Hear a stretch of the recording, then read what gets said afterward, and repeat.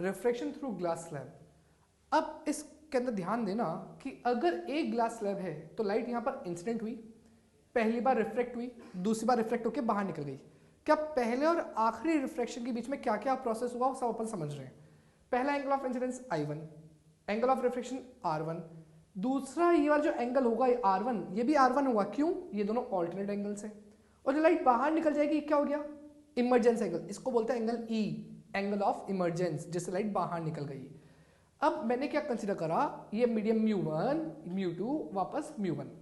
अब मैं स्नेल से लगा रहा हूं, क्या लिख रहा हूं, μ1 sin I equals to μ2 sin R1, μ2 sin R1।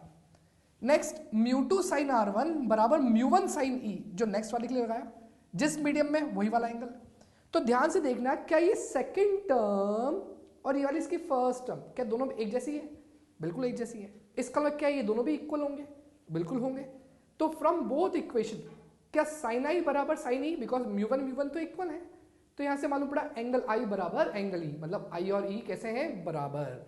इसका मतलब इंसिडेंट रे और इमर्जेंट रे एक दूसरे कैसी है, पैरेलल।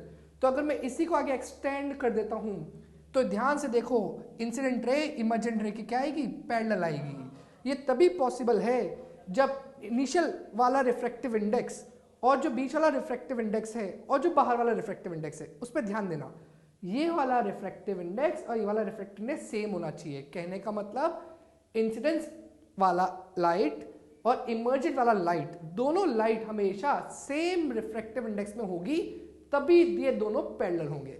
अगर ऊपर का रिफ्रैक्टिव इंडेक्स अलग, नीचे का अलग, तो उस केस में दोनों पैरेलल नहीं होंगे। अब मैं बात कर रहा हूं मल्टीपल स्लैब्स की, कि भाई लाइट एंटर करती है एंगल I से, कौन से मीडियम से, μ1, किस में आती है, μ2, ये एंगल क्या हो गया, R1, वापस ये वाला एंगल R1 क्यों, ऑल्टरनेट एंगल्स। अब मैं टेंसर लगा रहा हूं, μ1 sin I equals to μ2 sin R1। बेटा ये कौन सी सरफेस के लिए था, पहली सरफेस के लिए। अब दूसरी सरफेस की बात कर रहे हैं, क्या दूसरी सरफेस के लिए क्या लगेगा, μ2 sin R1 upon μ3 sin R2। तो क्या ये μ2 sin R1 तो कॉमन है ना, तो डायरेक्टली क्या लिख दूं, μ2 sin R1 बराबर μ3 sin R2। सिमिलरली अब मैं इस सरफेस के लिए लगा रहा हूं, इसलिए लिखूंगा μ3 sin R2 बराबर μ4 sin E equals to μ4 sin E। इसका मतलब जब भी मल्टीपल स्लैब्स हों, आप किसी भी लेयर का स्नेल्स लॉ किसी भी दूसरी लेयर के स्नेल्स लॉ के बराबर कर सकते हो, बिकॉज सब आपस में कैसे होते हैं, बराबर। अब ध्यान देना पहले और आखिरी पे, यहां पर पहले और आखिरी में μ1 sin I किसके बराबर आया, μ4 sin E। क्या यहां पर एंगल I और एंगल E बराबर होंगे क्या, नहीं, क्योंकि μ1 μ4 कैसे हैं, अलग अलग। इसका मतलब इंसिडेंट रे और इमर्जेंट रे एक दूसरे के पैरेलल नहीं होगी। पैरेलल सिर्फ कभी होती है जब इनिशियल मतलब फर्स्ट वाला रिफ्रैक्टिव इंडेक्स और लास्ट वाला रिफ्रैक्टिव इंडेक्स दोनों कैसे हो, इक्वल।